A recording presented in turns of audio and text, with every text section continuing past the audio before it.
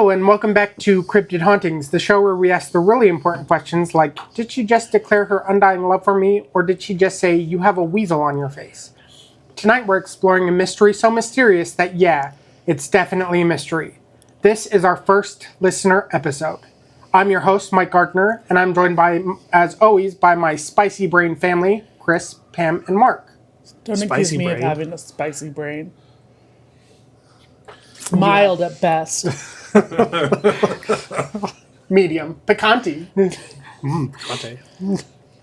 Tonight we're talking on a story that has everything. Rhyming names, bizarre predictions, media frenzy, and a good old number of the Weasel family. That's right, we'll be talking about the remote island on the Irish Sea, the alleged talking mongoose named Gef of Dalby, the Isle of Man. Jeff. But first, what's one place you absolutely refuse to go to at night? Pam, we'll start with you. The bathroom. That's when the ghosts get you. Have none of you watched Sixth Sense? What happens when he goes to the potty? The temperature drops and the ghosts walk by. It's true. How many ghost attacks have been in the bathroom? A lot. It's because that's your most vulnerable state, is going to the bathroom. Yeah. Giggle at me, will ya? Okay, Chris, where are you refusing to go to at night? Springville.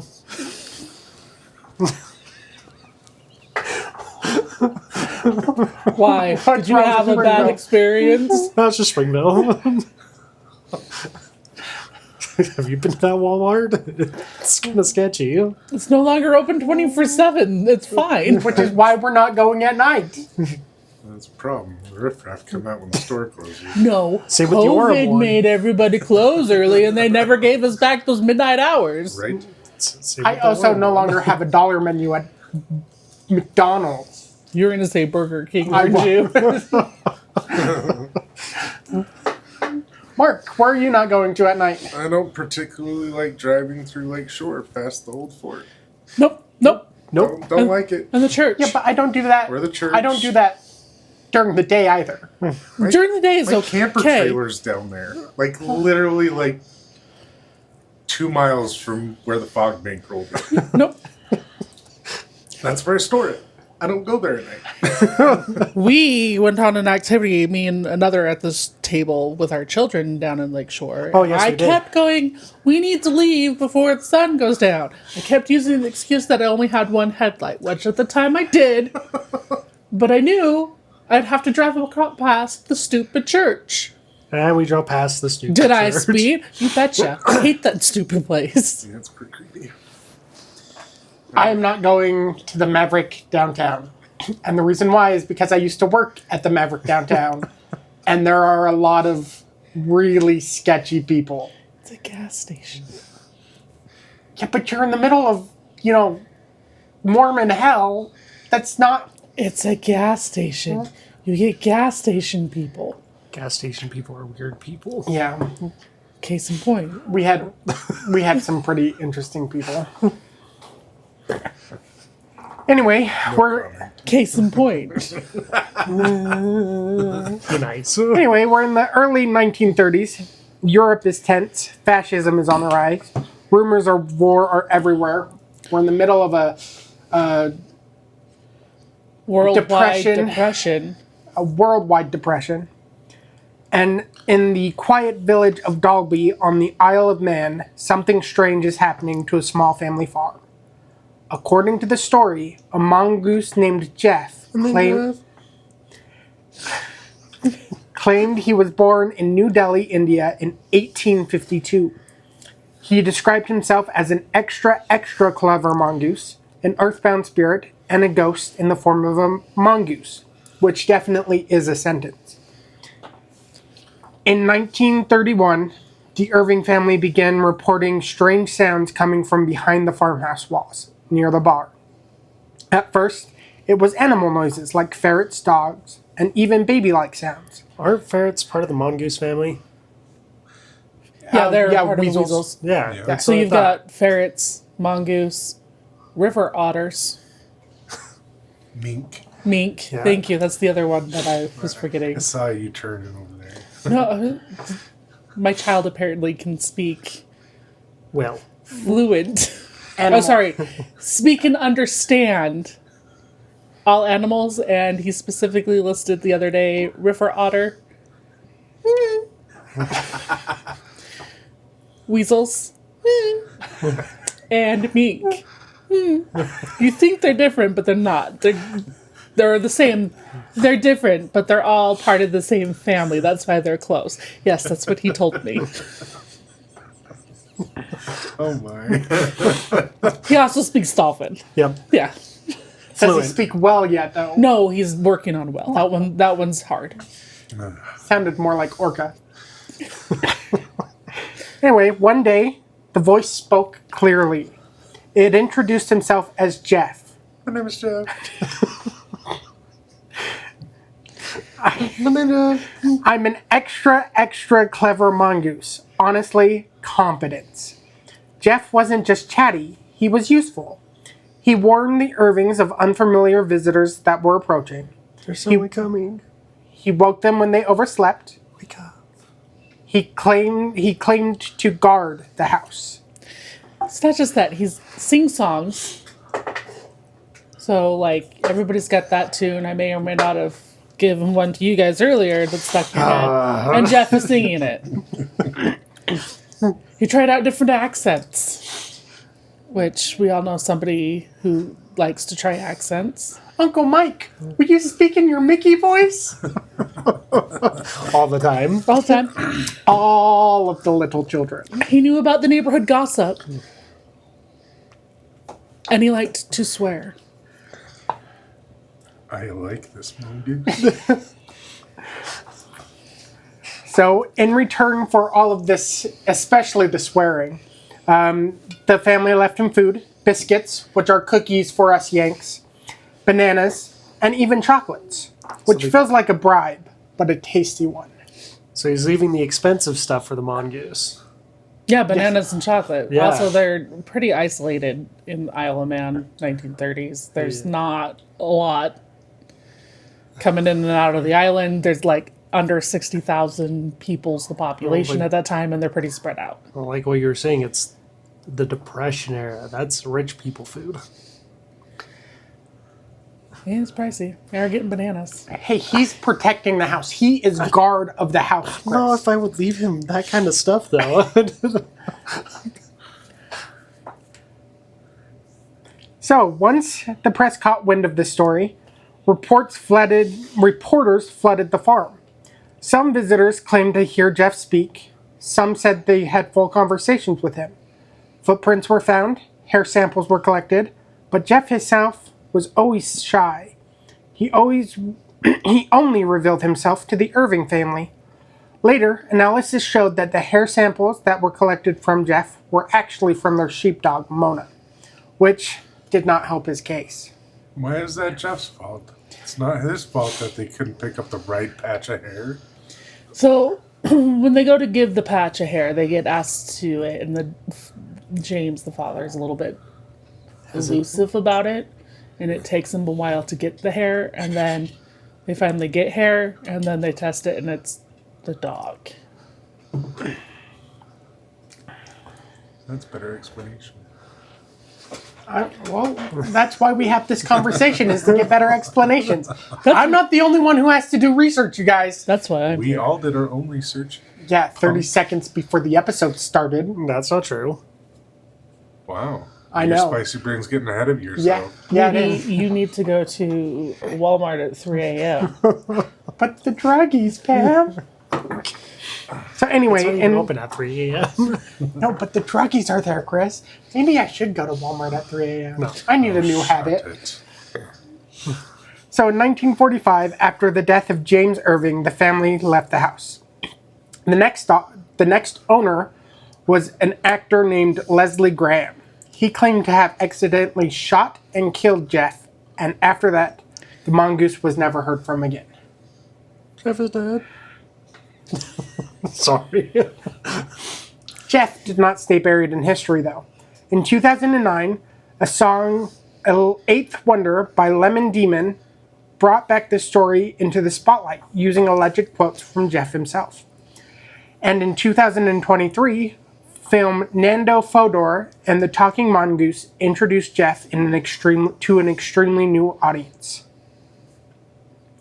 That movie centers on Nando Fodor, a real Austro-Hungarian paranormal investigator. Fodor was considered the leading expert in poltergeists and hauntings in the 1930s. He was even associated with Sigmund Freud. He wrote extensively on psychology, dreams, and the paranormal, including his major work in the Encyclopedia of Psychic Science, first published in 1934. And yes, he really did travel to the Isle of Man in 1937. He stayed with the Irving family for a week. But here's the twist. Unlike the movie, Fodor never interacted with Gef. Nothing happened, no talking mongoose, no dramatic encounters, just silence. Did So- they have spicy brains? Well, if it's a group hallucination, I mean, there's more people than just the Irving family claiming to have interactions with Gef. So, I think it's an hallucination. It's a family. There's 3 of them. It's James, Margaret, and Vorey's daughter. She's a teenager. You're middle of nowhere. It's depression. Nazism, fascism's is on the uptick. I believe that Gef is more of an invention of bored, scared people who wanted some levity in life than a mongoose from 1852 coming to live with them From India. from India. But, I mean, she maintained that Gef wasn't their creation until 2005 when she died. So did the Fox sisters until the end. That's true. So, what do you think? Was it an elaborate hoax? Obviously, Pam thinks that. A talented 13-year-old throwing her voice? Dog hair mistaken for something supernatural? Or was there something strange, playful, haunting at that farmhouse? Something fun, something magical? What do you think really happened on that farm in the Irish Sea? And more importantly, would you leave out cookies for a talking mongoose? So we've got Pam's opinion on it. Mark, what do you say about Gef? I don't know. Gef seems like a creation rather than a real thing. I do find it funny that he would often go to the markets with them and hide on the other side of the hedge and was super chatty with people.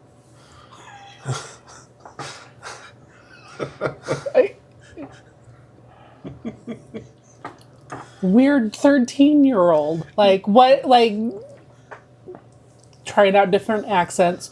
Who in that getting out of that preteen, early teen stage didn't try different accents to see what would fly. Right? No, Dally. This is my home. Don't do that. Please don't ever do that again. My child who being speaks Jeff. animal. I was just being Gef. What 13-year-old would like an excuse to drop an F-bomb here or there? Right? It wasn't me, it was the mongoose. The mongoose said The it. mongoose said it, Gef. It was Gef. The mongoose told me to say it. Also, what 13-year-old isn't trying to nose in when they're hearing that fresh, hot tea being poured? Yeah. Speaking as a former teenage girl, yes, you are wanting to listen, and you're wanting to listen into the older women who are also giving that tea. Who would And pick a lot up, of time you're able to get in there without being noticed. or who would pick up the phone and listen into the other end of the conversation? I know you and Rachel did that. More the other one. The statement of would hide behind the hedge and chat incessantly. That's a teenage girl. Just Chris, saying. are you a skeptic too? Yeah, I don't think this is real. I guess I'm alone. I think Gef is a definite possibility. I mean, Why? even looking at Nandor Fodor, who's coming in, he is a renowned paranormal investigator. He stays for a week and says, like, nothing happened. He got shy. He got shy, or did somebody get afraid they were going to get caught? He got shy. No, I think someone got afraid they were going to get caught. That's- Why? And then, Because I believe in mystery and magic in the world. and then Mark. you've got Leslie Graham. Oh, I accidentally shot him and it's dead. Or is it more, I want you people to leave me alone, so it's dead? Who here at this table has said something was dead to get people to stop asking you about it? Oh wait, one of us hands up. Me. It's the easy way to mute the point. It's dead. Jeff is dead. I shot him. Why would he move there expecting quietness if he knew the farmhouse had a reputation for Jeff? Why would you move there? Yeah, it's an isolated area. place. Well, I'm sure. Once you shoot Jeff, now it's quiet again. I'm sure there are plenty of other houses on the Isle of Man. Or is this a case of like maybe didn't fully? No, there's not. No. People just don't go to the Isle of Man, Mike. They leave the Isle of Man. They leave the Isle of Man. It's still a very small, isolated community. Do you remember that movie we used to watch all the time as children? Which one? The Secret of Ronin-ish. Where you're like, that one is actually based on the Isle of Man. If you're looking at the book, is there, where this one's based more on more northern set of islands. This is about 45 after the wars, when people are leaving the islands because they're going to the mainland for jobs. There's nothing there. I don't know. I think it's silly. I mean, it's silly. You got this weird talking thing that makes jokes and sings at you. And cusses at you. That's important. Can't forget the Oh, yeah, swears. sorry. The population of the Isle of Man is roughly the size of like Spanish Fork and Payson. It's a small island. It's small. And if there's any sort of storms brewing, you ain't going anywhere. That sea is relentless. Okay, so we have everybody's opinion. It's okay, you can believe in Jeff. I believe in Jeff. I think Jeff was a real thing. But I fine. can be the outcast. I always am the outcast. Not always. I'm always the outcast. Quit making yourself the outcast, freak. Hey, yeah. Whoa, that's too far. Like, taking it for the time, Jeff is a great story of trying to bring some levity to a time that's really heavy. Michael, do you speak to animals? No, but they speak to me. You're not fluent? I can't speak it, but I can understand Oh, it. okay. Spicy breed. Oh, you said Any last thoughts on Gef the Talking Mongoose? I think it's a fun story. I think, I wish that guy hadn't shot it. We I might still hear about Jeff. I think it's absolutely terribly boring, but I would still recommend. Right now, it's on Fandango and Prime. But go watch Nando Fodor and the Talking Mongoose. Simon Pegg does great because Simon Pegg is great. But there's that. Well, thank you so much for listening to Cryptid Hauntings. We really hope that you've enjoyed this episode. If you have an odd story about a talking animal or just something fun and creepy you want to share, email us at cryptidhauntings@gmail.com. You can also join the community on Instagram, TikTok, Facebook, YouTube at Cryptid Hauntings. Thank you so much for joining us on Cryptid Hauntings. Sleep tight and check your walls.